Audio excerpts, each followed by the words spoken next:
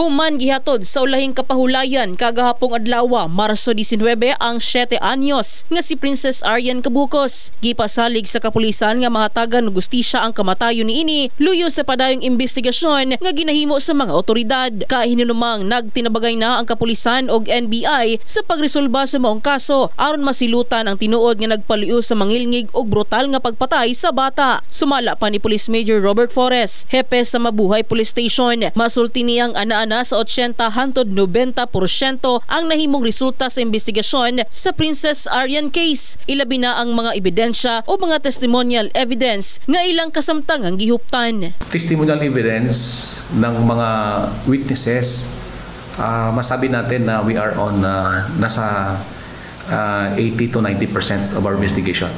Because kung basehan natin kung gagamitin natin yung testimony ng mga witnesses natin, especially si Gina and yung kanyang anak and other witnesses doon, pwede natin ma-file ang kaso. And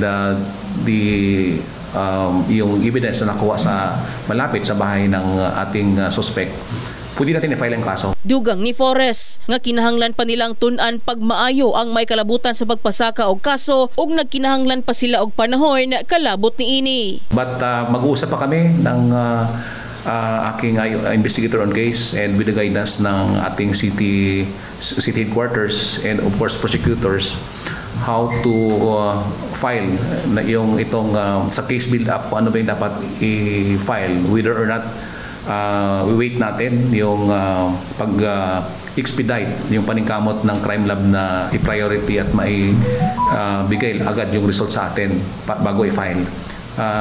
We need time for this, no? Hindi tayo pwedeng mag-file ng gano'n na lang. But isang guni ho namin muna ito sa ating city headquarters at sa prosecutor kung ano yung guidance and recommendation nila.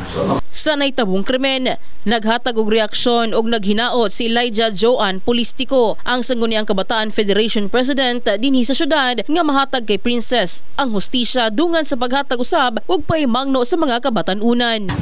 Very grabe gikumot ang akong dughan sa ingato nga issue kay ako as an individual lang gyud duol gid kay akong dughan sa mga bata, and we have been in a forum, a conference regarding sa rising problems on individual adolescent health and gender-based violence, and ingani nga edad na bata na biktima sa ingani nga grabe nga krimen.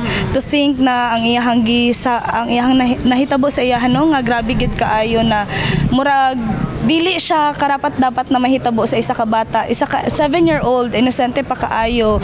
Luyo pa man nga gilubong na ang lawas ni Princess, nagpabiling buhi ang iyang presensya og paghandom sa mga pamilya og sa katawhan nga nakasubaybay sa kaso nga masikop og masilutan ang nagpatay sa inosenteng batang si Princess. In the heart of changing lives, kini si MJ Fernandez sa Brigada News Jansan. Brigada News.